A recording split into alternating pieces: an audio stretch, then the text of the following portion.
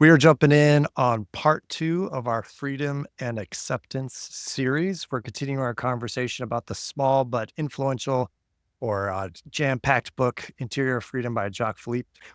Last time in the first part, we were talking about freedom and how sometimes freedom can be thought of as something that's outside of us, rights and opportunities and choices, and certainly those are important. Uh, we sometimes measure our freedom by the range of options and the choices we might have, but we were also talking about interior freedom that doesn't just depend on those options, but instead it is something else that's based in faith, hope, and love. And so today, especially, we're going to be talking about, well, how do we cultivate that freedom when we are in circumstances that feel far from free? And so we are Jeff and Sid Holzclaw, and this is the Attaching to God podcast, integrating neuroscience, spirituality, and faith, produced by Grassroots Christianity, which is growing the faith of everyday people. Yeah, so that was a good recap, Jeff. And at the end of the section about freedom that he talks about in the book, he makes a really important turn, which is part of what was coming up yesterday. And I mean, the last time we talked about this in the question about freedom, because he says that the highest and most fruitful form of human freedom is found in accepting more than in dominating. And so he says we show the greatness of this freedom when we transform reality, but still more when we accept it trustingly as it is given to us day after day. And so this is taking from a quote that he says, and that it is precisely then that in order to become truly free, we are often called to choose to accept what we did not want, and even what we would not have wanted at any price. There is a paradoxical law of human life here. One cannot become truly free unless one accepts not always being free. To say that again, one cannot become truly free unless one accepts not always being free. To achieve true interior freedom, we must train ourselves to accept peacefully and willingly plenty of things that seem to contradict our freedom. This means consenting to our personal limitations, our weaknesses, our powerlessness. So I'm just going to acknowledge at this moment, when I was reading this quote, when I was reading through the book the first time, I was a little repulsed by this idea because it sounded to me like, just be okay with how you're treated. Like, it doesn't matter if someone is being really cruel to you, or if someone is abusing you or being unkind to you, or if a situation is set up to, like, there's terrible injustice going on, just accept it. Like, have this very passive, like, just let it go peacefully and willingly. Let it happen. So I'm just curious, Jeff, when you read the book or when you hear that, do you have that kind of reaction, or is that just a me thing? Well, no, I have that reaction. I have that reaction from kind of how I would hear others hearing it. But I Yeah. mostly want to hear your thoughts because you've done multiple cohorts with the Caneo Center with women who have come out of or in the midst of like really difficult ministry situations, and of course you've coached um, and been a spiritual director for all sorts of different people. And so I think you hear that through a very practical, like, I've been told that I can't preach or that I shouldn't lead as a woman in a church. And then the more extreme, those who have been in abusive kind of marriages, are they just supposed to accept being unfree? Are they supposed to willingly, peacefully, um, consent to something like that, right? So this is where I think some of us go to those, and I don't want to say extremes, but in one sense they are extreme examples, but we still need an answer for them. So how does what he's saying or kind of offering to us fit in with some of those other situations?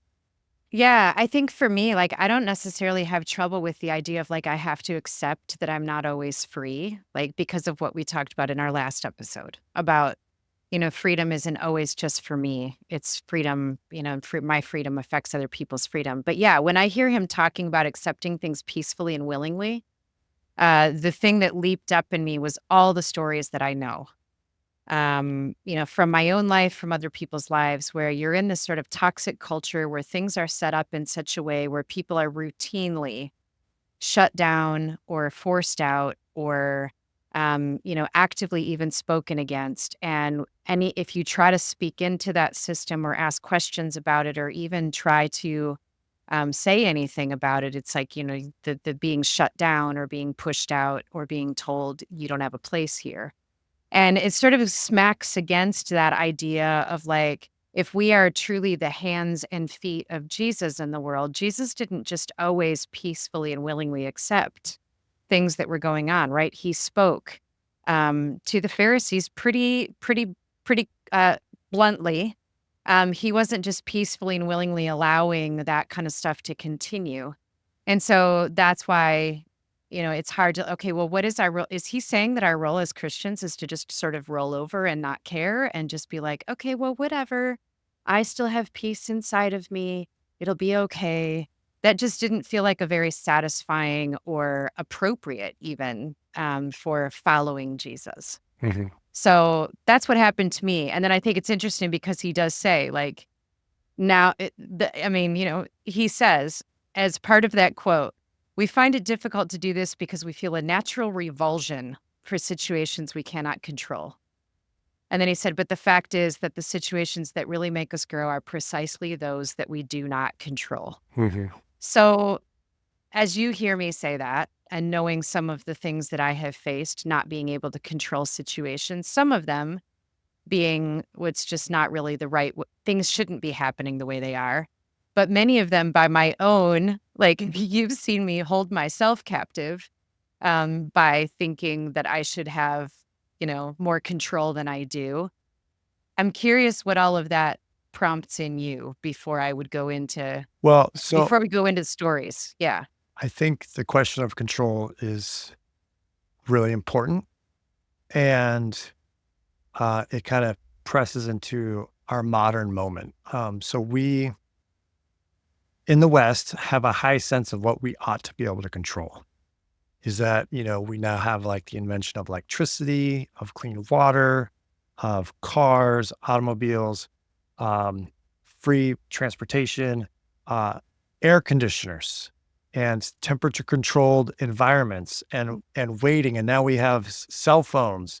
And so we have this kind of immediacy demand to know anything we want to know at a moment's notice, to control our environment, to maximize our comfort, to automate different processes so that we don't even have to think about where our food comes from, how it was made, and who made it, right? So we have all these layers of control that we think we have, uh, when we're actually living But then you out of just control make because I right. can't You just make make any of my own food, and if all the food production, then like I'm totally dependent upon all these other things that I feel like I'm in control over. So And if the Wi-Fi goes out for a single day, you suddenly recognize how right. little control you And have. so, there's a movement even outside of like spiritual traditions, that are trying to reclaim that the world is out of control.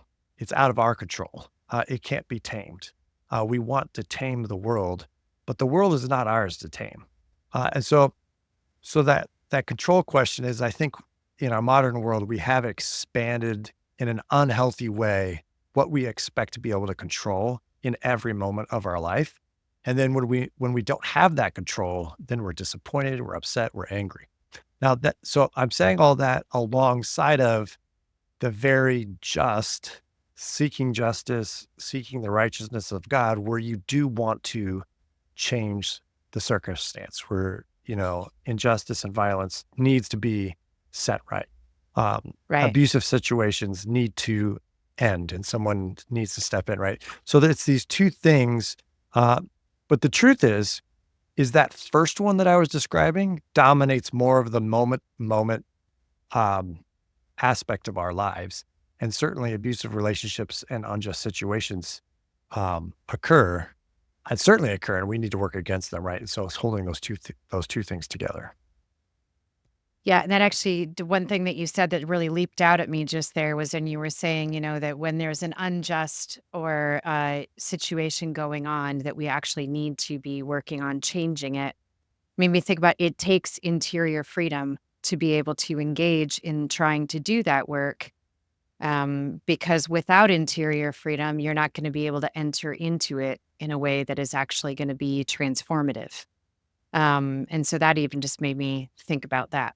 Mm-hmm. But I know that you have, I know that you have had lots of experiences in your life too, where you weren't in control or where you ended up in situations or circumstances that you would never have chosen for yourself.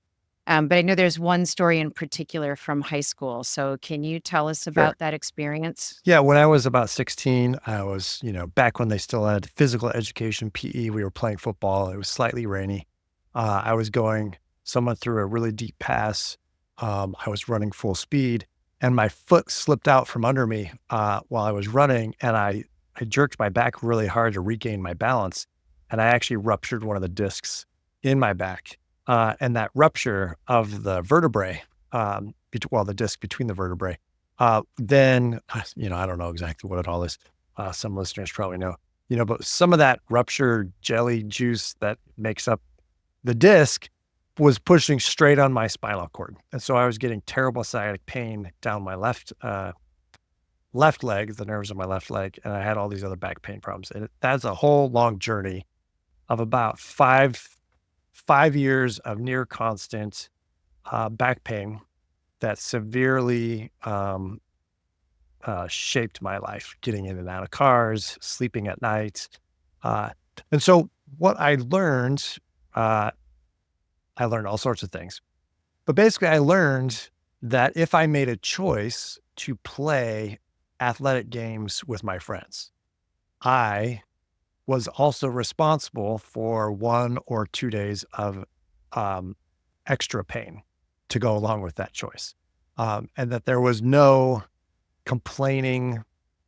There was no pleading. There was no way out of that situation. That one inevitably led to the other. If I was going to have fun with my body, I like playing sports, I was going to have incredible pain. And then the reverse, I could not do anything and then I wouldn't have as much pain, But then if I did, and I walked around with ibuprofen in my pocket for basically, 5 years, every 4 to 5 hours, I was just taking ibuprofen, which is not great for your intestines, by the way, but that's just like where we were at in the pain management kind of place.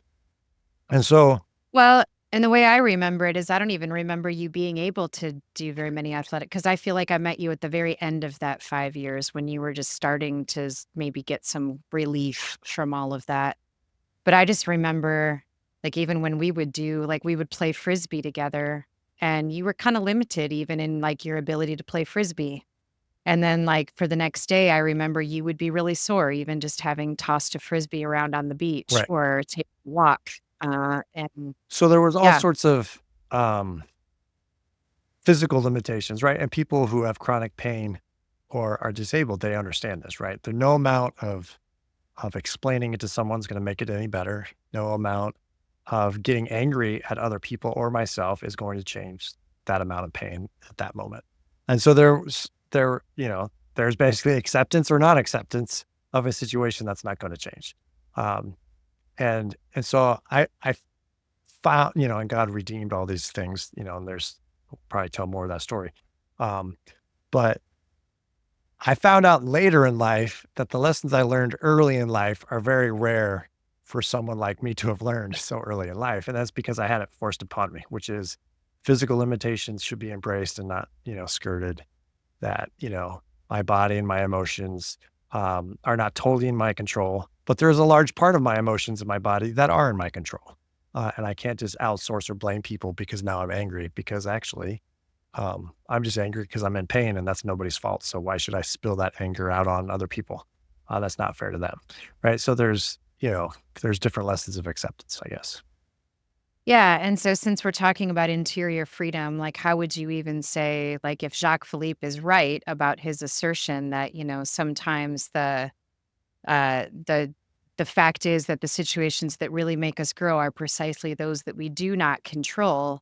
How would you say you grew in your experience of interior freedom just from having experienced this thing that was outside of your control? Um, that I embraced circumstances pretty quickly. That when I could see um, that things weren't going to change, then I would stop thinking about it. So, and there's a freedom in that. Like I don't usually dwell on circumstances. It's like, oh, this is a circumstance. All right, well, this is either good or bad. And for me, they usually are neither. They just are. Like, oh, we're stuck in traffic. Okay, I'm going to be late to that thing. Okay, Which like, is so opposite of me, right? Because I grew up with the like, we're stuck in traffic. What can I do about it? Like, how can I get out of this? How can I go around? Like, what rules are possibly breakable in this moment? yeah. And it's not that I just give up and don't do anything, but you know, when it's clear that there's nothing to be done, I, I'm pretty quick just to be like, well, there's nothing to be done. So, how else is your day going today? Like, let's just move on. Uh, and I know for some people, there's this thing called like toxic positivity or spiritual bypassing. And sometimes I think that gets blamed on everything. Um, but yeah, I think sometimes they kind of accept and forget. I don't know if that's a thing. Um, but so that'd be one. I think the other one is I come across as not expressing emotions. And for a while, people would think that I was out of touch with my emotions. Um, and then after kind of doing some work and kind of just understanding, I don't think I'm disconnected from my emotions, but I found that I don't need to express them to people as often as other people think emotionally healthy expression should happen. And I think that came out of this time of chronic pain, which is, I know it would have been detrimental to everyone around me. I would just have been a horrible person to be around if I was letting you in on my pain at every moment and letting my emotions flow outward. And so there was, unless, so in my mind, and there probably is a problem with this at some point, right?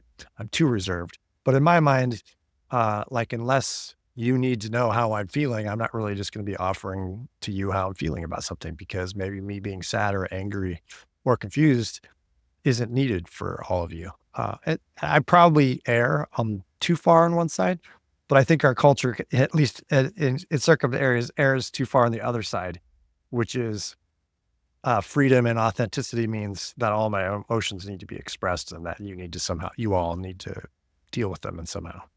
But Yeah. that's not how I function. I don't know if that's right or wrong, but I think I learned that through this time. Yeah. Yeah, and I think back to all the experiences I've had too that were, circumstances I would not have chosen or even circumstances I thought I was choosing. So, I mean, there's lots of circumstances where I would have never chosen, but even I mean, we had talked about, I'm going to stay home with the kids when they're born, and I thought I was choosing those circumstances. But I didn't really know what I was getting myself into. And so I'm even just thinking back to the way life actually is structured when you have two kids who are a year and a half apart, a little less than a year and a half apart. Uh, there's just a lot that didn't feel very free to me, right? And it's sort of like, did I really choose this? Just the sense of like I'm always responding to the needs of these two kids. I'm changing diapers, I'm feeding, I am putting them down for naps, I'm calling doctors, I'm dealing with crying. Feeling like I had absolutely no choice, no initiative. My whole life was seriously just reacting. And I think in that season of my life, it was more reactionary than it was actually responding. Of just sort of reacting to what was happening with these little bodies around me and feeling very much like this is not what I thought this was going to look like. And this is not sort of, I don't know that I would have chosen this if I'd known what it was really going to be. And so that's just one story of situations where I didn't control. Well, and that's where I think the inner freedom is supposed to be cultivating, which is I did choose, and this is really difficult for mothers with young children. Like, I did choose to become a mother, and we did choose that I would be, but I wasn't choosing this dirty diaper and this waking up in the middle of the Right, day, right. right? But then in one sense, cultivating the inner freedom is to kind of do that long way around of like, but in a sense I did. Like I am choosing this again. Is that kind of what you were getting at? Like I'm choosing it Yeah, yeah, again, and I even do though it think doesn't feel like I'm choosing it. right, and that is how I got through that season, and I do think that season shaped me tremendously. Like, I'll agree with Jacques Philippe that I actually grew so significantly in that season because that's really the season where I really started to learn, like, this is the day in front of me today. And no amount of grumbling and complaining and getting irritated is going to change what is in front of me today. I don't even know everything that's in front of me today. There might be like a diarrhea blowout in somebody's diaper. I can't even anticipate that. But I can start this day remembering that, I chose to be a mom. We chose to have children. God blessed us with the ability to have children. And we have these two beautiful little human beings. And it's like a daily surrender to what is in front of me today. I had to put all kinds of reminders for myself around the house. Like, I don't know if you remember, but I used to have little like things on the dish soap or on the shampoo Oh, I bottles remember. or like note cards all over cupboards reminding myself like this is, what to be grateful for and how to continue to choose the life that I was given, not just survive it, but to actually choose it. And so, I could choose how I would enter the day. I could choose how I was going to face the situations of the day and set my perspective on what are the good things in this day and how is partnering with Jesus making a difference in this day and how can I partner with him even more? So to make this So, even more practical, because I think this is a little bit practical, and we're sharing stories, but then because Jacques Philippe, he talks about 3 different ways you can respond mm, to a situation. So I think, and I know, like, right when you came across this, you're like, "Oh, this is so helpful." You came and showed me, read this thing." You're like, "Well, let's talk about yeah. it." And that you've been trying to cultivate this too. So can you go through, he talks about rebellion, resignation, and then consent. Um, Yeah. And so he can you talks talk about about those that? being, yeah, he talks about those being the three responses when you're faced with something you would not have chosen. And I definitely started I lived much of my life and still struggle with that first response, which is the rebellion. And rebellion is basically the idea of resisting the reality that is in front of you. So that was really helpful for me to think about. It wasn't rebellion as in like I refuse this authority or like I refute, but it was like I refuse to acknowledge that this is what's real. And so he talks about rebellion being that way of like pushing against reality and saying that's not real. I refuse to accept it as it is. Mhm. And then he also talks about the second possibility of resignation of like, okay, Well, before we get there's to that second one, just to be concrete, because you shared this with me, it was kind of like, and rebellion seems like such a strong word. So, like, maybe resistance. It's like, why does it have to be this way? And I remember you were just be like, how come the water doesn't boil faster? Or why won't the internet like be faster? Or like these little things where you're just like, Mm. but there's one that was like, I can't quite remember, but it's just like, I think sometimes we can all take on that posture of like, oh, like, why is it this way? And we are all kind of maybe that like, eighth grader who's just like dissatisfied with everything. There's nothing well, it in was the kind of funny world because that is right.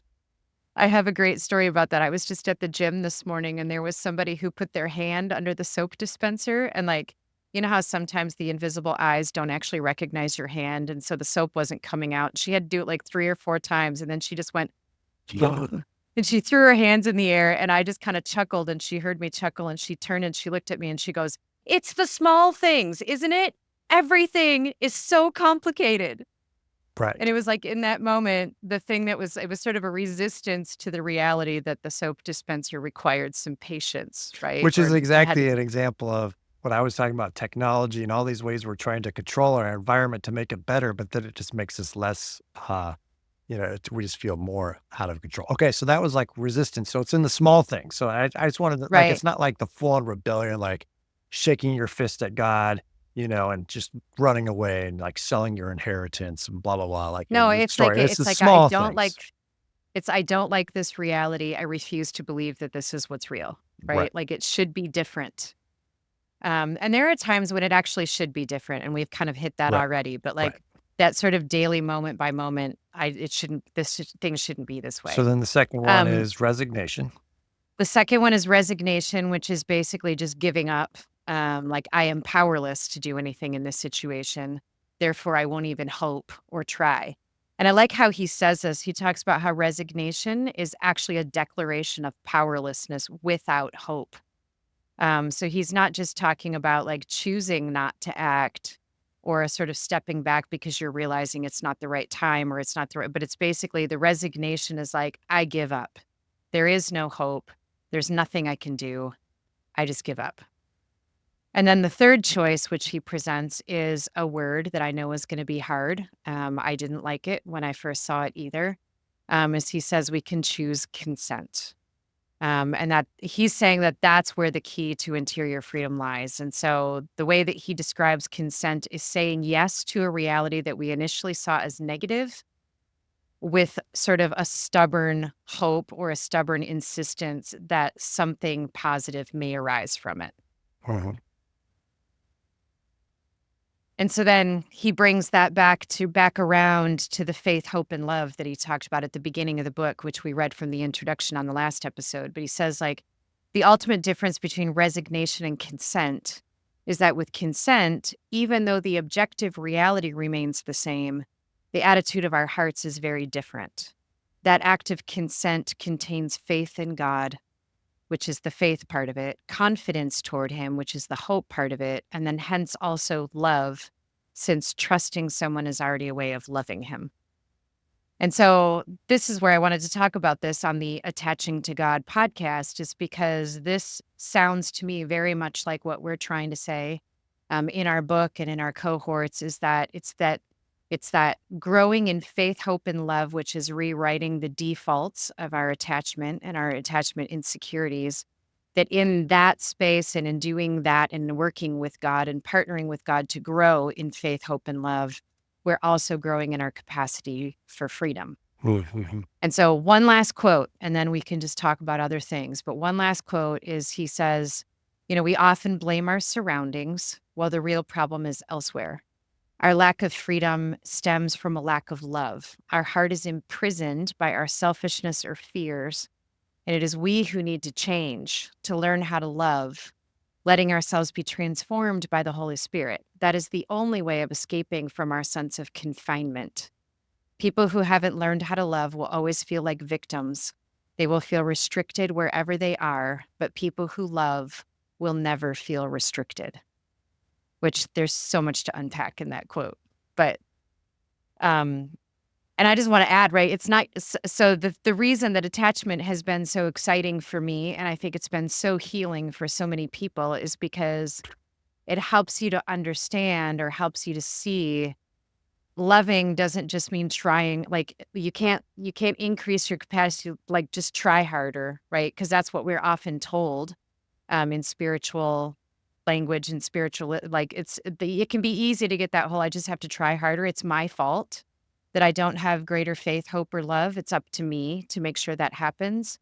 And so I really appreciate the way that he talks about, like, we have to be transformed by the Holy Spirit, letting ourselves be transformed by the Holy Spirit. That is how we escape from confinement, and learning to love at the feet of Jesus, in partnership with Jesus, in attachment with Jesus, that then we will feel, we're not restricted when we learn to love, and I would say borrow the capacity of Jesus. Mm, that's great. I don't know what I would add to that. All right. Well, then I guess we're done talking about it for now. And again, that's only like another 10 pages of the Mm. book or less. Yes, we'll probably have more freedom and acceptance kind of podcasts that integrate some of these things. But I guess I just want to end with this perspective kind of cuts against the grain, and it can be Oh, it confused totally with, cuts against the it grain. cuts against a certain grain, um, because there's a certain kind of political or social orientation that, and which is more conservative, which is like, well, we need to emphasize personal responsibility. We need to emphasize individual choices. We need to emphasize um, that each person, is responsible for what happens in their life. And then you have the opposite, which is, well, there's systematic racism and there's, patriarchy and, there's all these isms that are controlling our life, and that we need to change the system and the structure so that we can guarantee freedom. And I think some people will hear this message as being more on that conservative side. But I don't think that's what um, the heart of the matter is, because it's supposed to rebound again into love of God and love of others, service of others. Right. Uh, in a sense, so that I am so inwardly free, so that I and you and we are so in the freedom that we have been set free in Christ, that then we can proactively and actively seek the freedom of others when they are in Exactly. places and situations of unfreedom, right? And so they actually go together. So I just want to kind of frame it with that larger conversation of we're not just saying cultivate inner freedom, take responsibility for your life, and stop being so emotional, and No, but it's focus on that. self control. But sometimes people can hear that, and sometimes these same kind of observations and conversations do fit into that. But I just want to say that's not what we're encouraging. Yeah, and so I'll just say again, I think it's, the more capacity we have, or the greater our interior freedom, the more capacity we have to bravely and courageously enter into situations that are unjust and unloving, and, partner with God in a way that is transformative rather than just more violence, more domination, more, like, it's a different way of entering in when you're entering in from a place of freedom Mhm. rather than place of rage or anger or, whatever else might be the posture. So I think there's a posture difference Right. in the way that we would engage justice work out of a place of interior freedom. And Non-reactivity, yeah, non-anxious presence, things like non-reactivity. that. Yeah. So Yeah. true. Well, thank you for organizing these couple episodes, Sid. Thank you for bringing your heart of I this could book. talk about this book all Well, day. we'll have other episodes. Please, like always, like and subscribe. Uh, the podcast on YouTube or your favorite podcast players. Write reviews if possible, and please share this wherever you might be led.